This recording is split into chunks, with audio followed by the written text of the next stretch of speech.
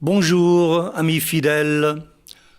Aujourd'hui, j'ai envie de rendre un modeste hommage posthume à un grand monsieur de la basse, Donald Duck Dunn, qui nous a quittés au mois de mai, fameux bassiste rhythm and blues que les plus jeunes parmi vous ont découvert grâce au film The Blues Brothers. Pour nous les anciens, il était un compagnon de route de longue date, ainsi qu'un guide sur le chemin de la sobriété bassistique. Duck Dunn fut surtout un bassiste de studio. On peut le trouver sur des innombrables disques et tubes des années 60, 70, 80, jusqu'à la moitié des années 90.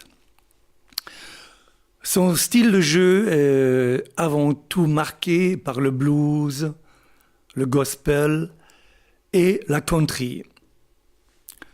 Son credo, simplicité et efficacité. Les deux adjectifs incontournables pour un travail en studio. J'ai sélectionné quelques particularités de son jeu de pouillé, notamment l'utilisation de la sixte. La gamme de Do, 1, 2, 3, 4, 5, 6. La sixte. Mais lui, il utilise la sixte plutôt sur la corde La. Fondamentale, sixte. Ça lui permet de faire les glissando. Alors je vais vous jouer un riff de basse qui met en relief un peu son jeu avec la sixte. C'est un riff de basse du morceau 6, 3, 4, 5, 7, 8, 9 de Eddie Floyd. Alors ça fait, en gros, ça fait ça.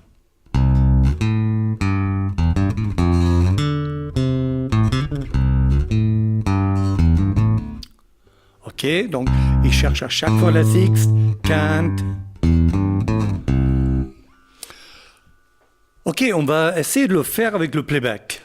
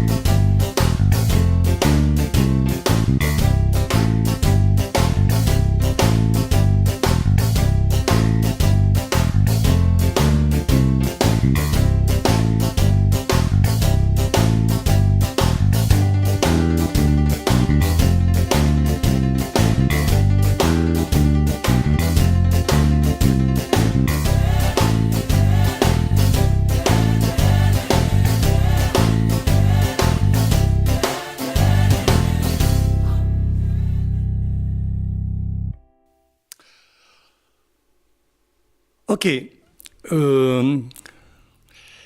ce plan de basse, Duck Dunn l'utilise sur un certain nombre d'autres morceaux, notamment sur le morceau Don't Bother Me de Albert King. Là, simplement, il fait une toute petite variation de rythmique.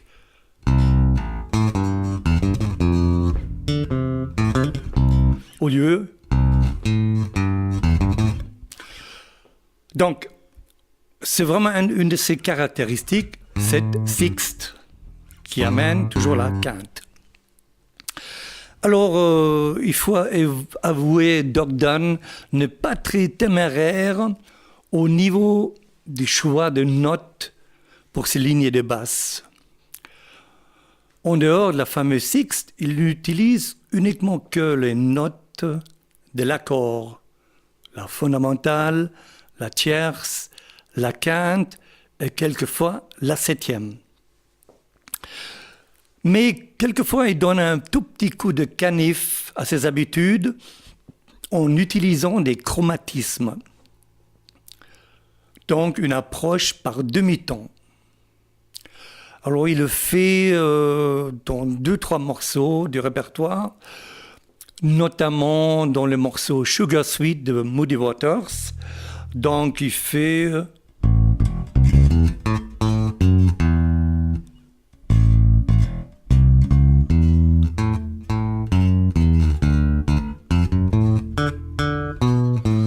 Vous voyez toujours la petite approche chromatique. Mais il le fait également dans le morceau Respect de Aretha Franklin.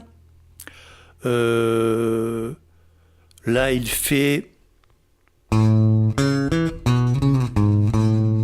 voyez, fondamental, tierce, quinte.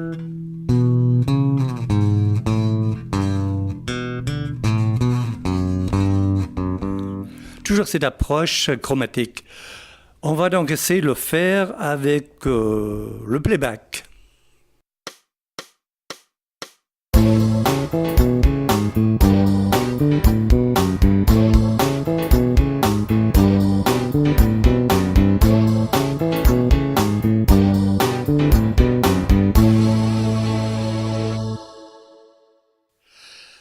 Un des titres le plus enregistrés du répertoire de Doug Dunn s'appelle In the Midnight Hour de Wilson Pickett. Il existe également une version française de notre Johnny national.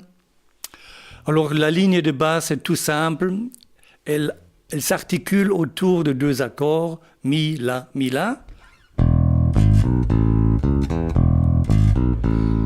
Mi, la, ok, avec des petites introductions. Je pense que vous allez reconnaître ce morceau. La chose peut-être un peu embêtante, c'est simplement il faut compter les mesures. Ils sont un peu impairs.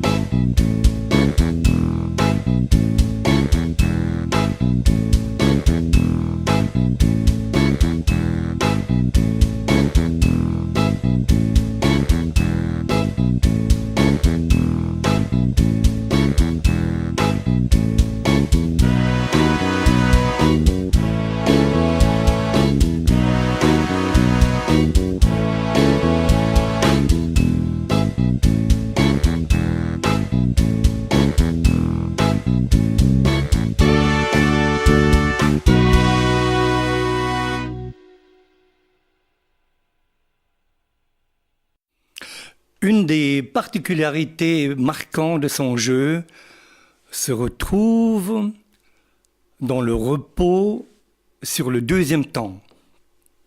Plus précisément, avec une syncope sur le « et » du 2. On trouve cette caractéristique dans plusieurs morceaux dans son répertoire. Steve Cropper, son guitariste, alter ego et pote depuis le lycée, double souvent les parties des basses afin de conférer un peu plus d'attaque. Prenons par exemple le morceau Baby, B-A-B-Y, de Carla Thomas. Alors ça, vous allez voir, il y a donc toujours une syncope sur le et du 2.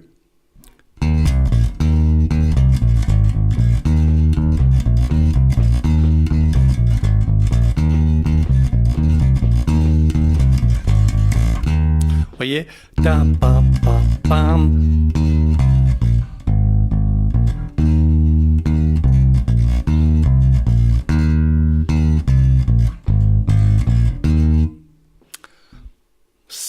C'est tout simple, mais le place dans plein de morceaux. On va donc essayer de faire ça avec le playback.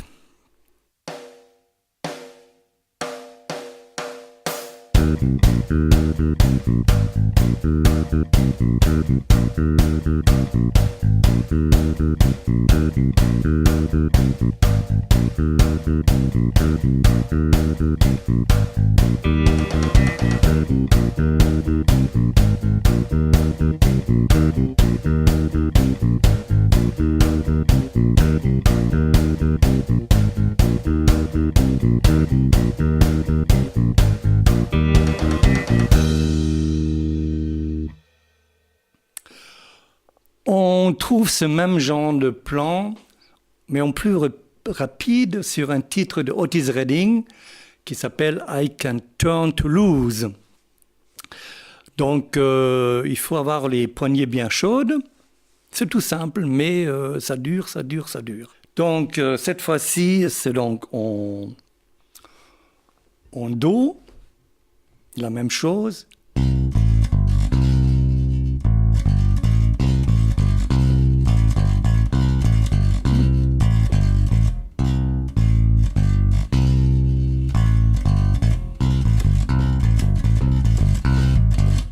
Ok, donc on va essayer d'aller jusqu'au bout du playback.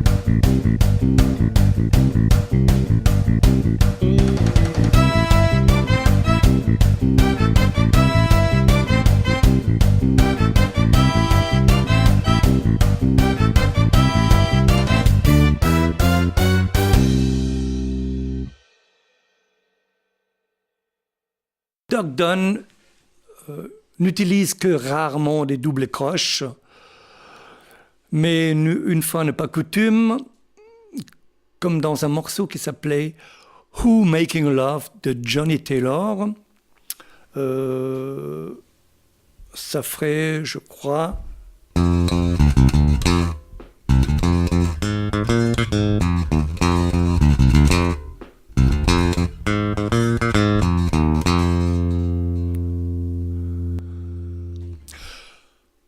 on va donc essayer de le faire avec le playback.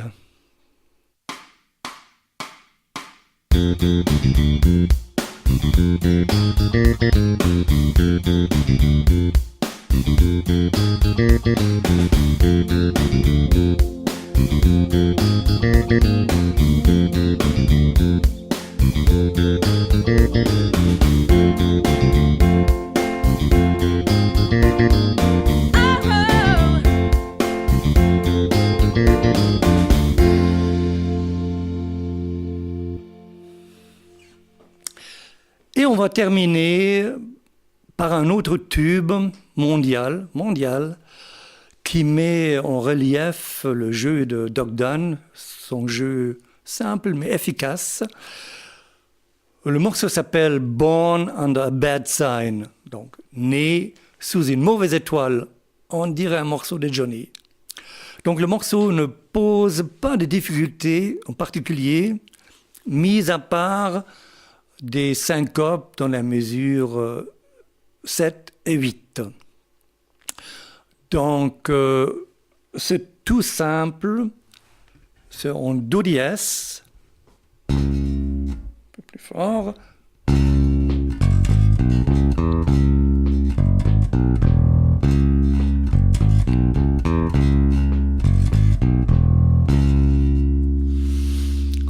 Donc, c'est très bluesy.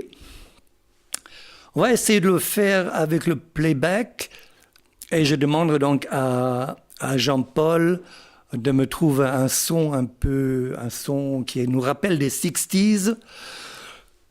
Parce qu'il faut savoir que Doug Dunn, il joue avec des cordes filées plats. Donc ça donne un son qui est un peu plus sourd, avec moins de définition, mais ça donne bien le parfum des années 60. Il paraît que sur une des basses, sur sa Fender de 68, il avait gardé les cordes pendant 15 ans sans les changer. Donc on va essayer de faire le jour avec le playback. On y va. Born on the Bad Side.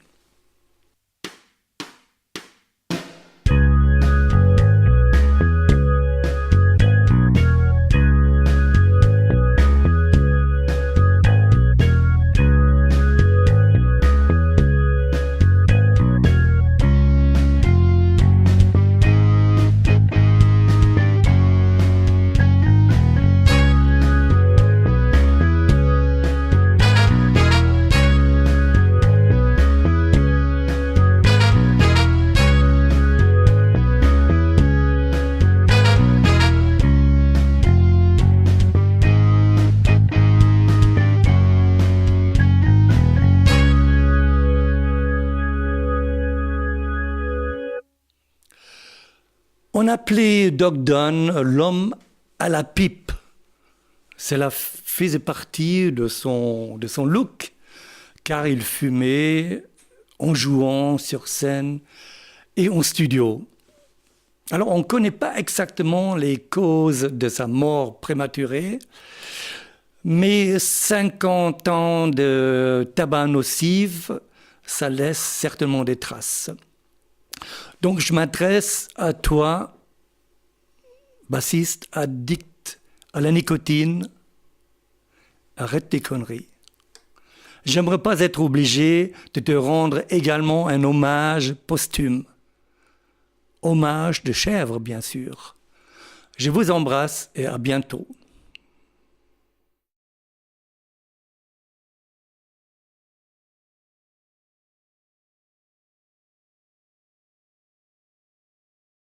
Eh bien bonjour, nous nous retrouvons aujourd'hui pour voir un peu comment on peut trouver plusieurs lignes de basse sur une même séquence rythmique. On avait déjà fait cet exercice, si vous vous souvenez, sur un autre DVD. Je vous propose de faire donc ce même exercice sur le style de musique soul. La soul qui effectue un grand retour en ce moment avec Amy Winehouse, avec plus proche de nous Ben l'Oncle Soul. Donc voilà, ça me paraissait intéressant de vous faire voir un peu comment on peut goupiller ça. Première chose à faire, donc on va écouter la séquence sur laquelle on va devoir trouver des lignes de basse. Et je vous propose tout de suite de l'écouter. La voici. 3, 4.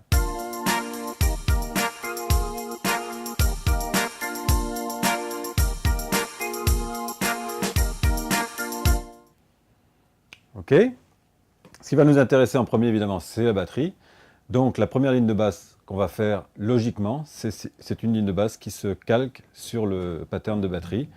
Et ça nous donne donc la basse numéro 1 que je vous joue maintenant. Alors à chaque fois, je vais vous le jouer comme d'habitude en version lente et version rapide. Donc en version lente, basse numéro 1. 3, 4.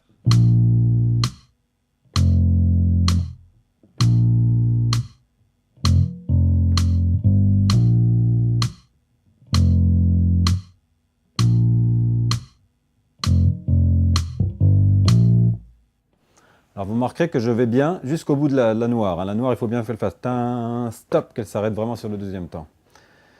Et bien voyons ce que ça donne en vitesse normale. 3, 4.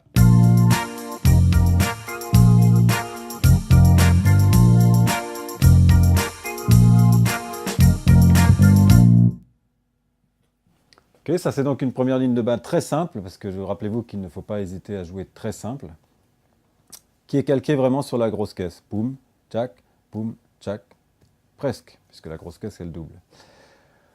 Ok, donc la basse numéro 2, eh bien, c'est à la fois un appel à vos connaissances musicales, puisque c'est un standard de la basse, c'est l'introduction d'un morceau.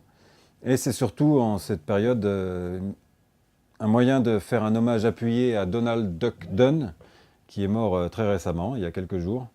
Et c'est lui qui avait créé cette ligne de basse et immortalisée. Il s'agit de l'intro de Sitting on the Dock of the Bay. Donc en version lente. 3, 4.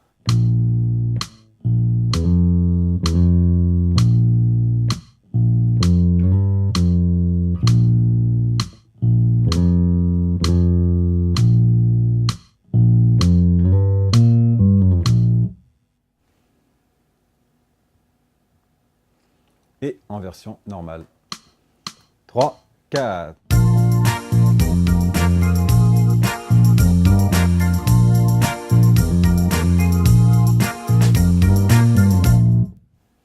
Alors ce n'est pas vraiment la version, je me suis trompé, c'est pas la version exacte, mais c'est une ligne de basse donc, qui s'inspire largement de l'introduction de ce morceau, puisque ce morceau c'est effectivement comme ça.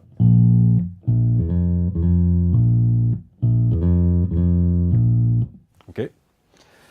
Ne nous attardons pas, on a peu de temps, donc basse numéro 3.